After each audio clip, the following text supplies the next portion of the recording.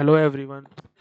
आज मैं आपके साथ हिस्ट्री का एक क्वेश्चन डिस्कस करने वाला हूँ और थोड़ा बैकग्राउंड भी बताने वाला हूँ आंसर के पीछे।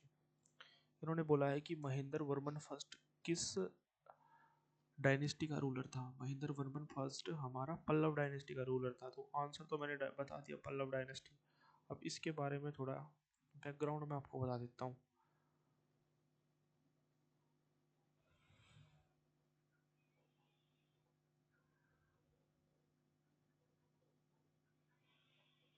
पल्लव डायनेस्टी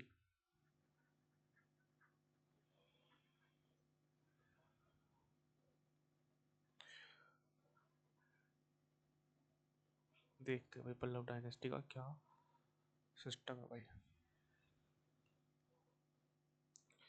पहली चीज की हमारा क्या था,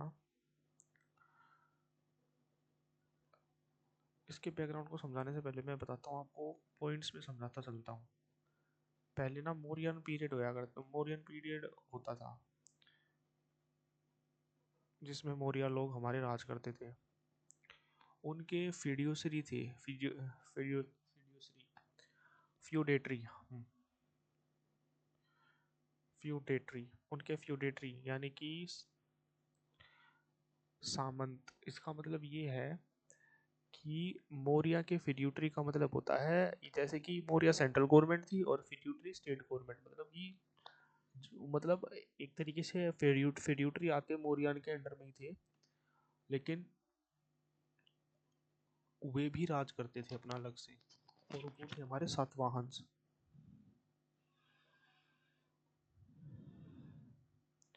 और जो सातवाहन के फेड्यूटरी थे वो हमारे कौन थे? वो हमारे पल्लव थे। ठीक है, ये हमारा एक तरीके से कॉन्सेप्ट था। मौर्यन के जो मौर्याज के जो फेड्यूटरी थे वो सातवाहन थे, और जो सातवाहन के फेड्यूटरी थे वो हमारे कौन थे? पल्लव थे। अब आते हैं आगे। अब सातवाहन की डेथ हो गई, सातवाहन की मतलब डेथ हो गई, या फिर ये लगा लो कि उनका असर कमज़ोर पड़ने पड़ने लग गया, वही उनकी पावर टूटने लगी। तो उसके बाद पल्लव्स ने अपने आप को इंडिपेंडेंट घोषित कर दिया।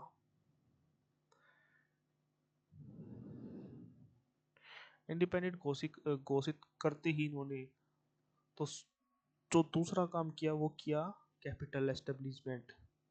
तो इन्होंने अपनी कैपिटल बना दी, जो कि कहाँ बनाई? कांचीपुरम में। कांचीपुरम में। वैसे ये जो पल्लव डायनेस्टी थी ये हमारी कहाँ पर लाई करती थी? ये तोंडई मंडलम वाला एक रीजन था। तोंडई मंडलम, तोंडई मंडलम। ठीक है, तो ये उस रीजन के आसपास हमारी रूल करती थी। अब ये इतना सारा हो गया। और पल्लव डायनेस्टी का जो रीगन का टाइम था वो हमारा था लगभग 275 बीसी से लेके 897 बीसी तक। ठीक है, ये होगा हमारा।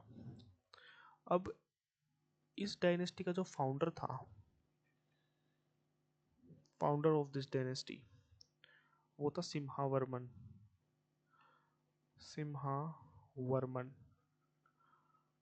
ठीक है, सिम्हावर्मन। और अदर जो रूलर्स इस डायनेस्टी के रहे वो मैं बता देता हूँ। तो अदर रूलर हमारे रहे सिम्हावर्मन के बाद महेंद्र वर्मन।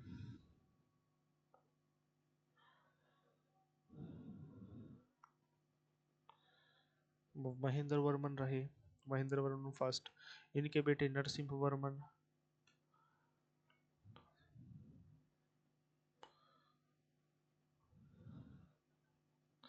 नरसिंह वर्मन के बाद नरसिंह वर्मन सेकंड।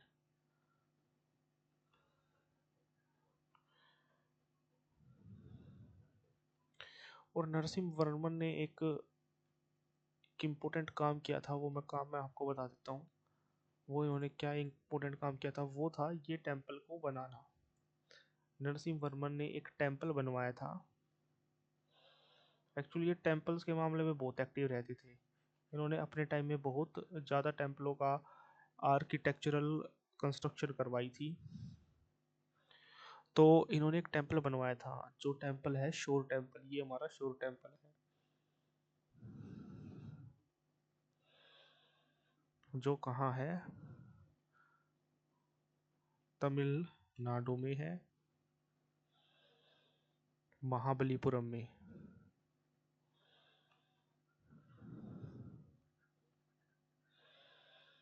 और ये द्रविडियन द्रविडियन टाइप के ये मंदिर बनाते थे, Dravidian type temples, Qutub Minar type temples बनाते थे। कहने का मतलब ये, जिनकी टॉप होती थी ऊपर जाके, उस टाइप के टेम्पल्स बनाते थे। ठीक है, तो ये हमारा पल्लव डायनेस्टी के बारे में हुआ। ब्रीफ कर देता हूँ। मौर्य के फेड्यूटरी थे सतवाहन, सतवाहन के फेड्यूटरी पल्लव, पल्लव जैसे ही सतवाहन का असर कम हुआ, इन्होंने इंडिपेंडेंट घोषित किया, फिर कांचीपुरम कैपिटल बना दी। उसके बाद 275 से लेके 897 तक इन्होंने राज किया। तोंडईमंडलम के पास ये बसे हुए थे, और कैपिटल इनकी कांचीपुरम थी। फाउंडर्स महावर्मन थे, Mahendra Varman first, Narasimha Varman first. Narasimha Varman second ने हमारा शोर टेम्पल का निर्माण किया था, जो कि तमिलनाडु में है, महाबलीपुरम में। द्रविडियन साइड के टाइप्स के ये टेम्पल बनाते थे। आई होप आपको ये समझ में आएगा। और एक इम्पोर्टेंट चीज़ और बता देता हूँ, चोला डायनेस्टी। चोला डायनेस्टी ने बृहदेश्वर टेम्पल बनाया था, Brihadeshwara temple, Brihadeshwara temple, Brihadeshwara temple, Brihadeshwara temple इन्होंने ही बनवाया था, चोला डायनेस्टी वालों ने। Thank you.